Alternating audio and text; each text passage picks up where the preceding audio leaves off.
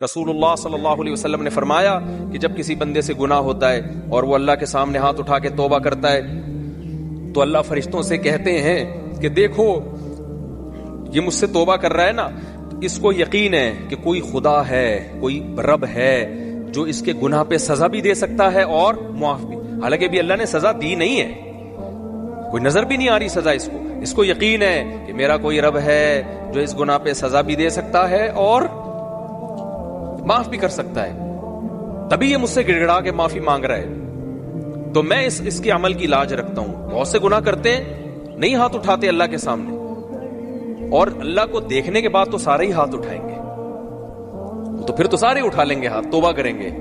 اللہ کہہ رہے دیکھا نہیں ہے اس نے، میری آیات پر ایمان لایا ہے، میری نشانیاں دیکھ کر، میرے پیغمبروں کی دعوت پر لبیک کہا ہے، تو اس عمل کی لاج رکھ کے میں اس کی توبہ کو قبول کروں گا. حدیث میں آتا ہے پھر وہ دوبارہ گناہ کرتا ہے، پھر دوبارہ اللہ کے سامنے آ کے معافی مانگتا ہے. اللہ کہتا ہے دوبارہ گناہ ہو گیا، پھر معافی مانگنا اس کی علامت ہے، اس کو یقین ہے کہ میرا کوئی رب ہے جو گناہوں پہ سزا بھی دے سکتا ہے اور جزا بھی دے سکتا ہے، معاف بھی کر سکتا ہے.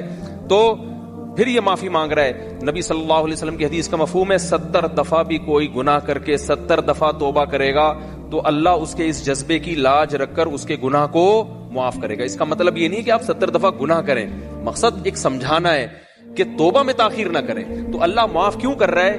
اس کے اس توحید والے نظریے کی بیس پر کہ اس کو پتا ہے کہ مجھے گناہ معاف کروانے کے لیے میرے پاس اللہ کے سوا کوئی آپشن نہیں ہے.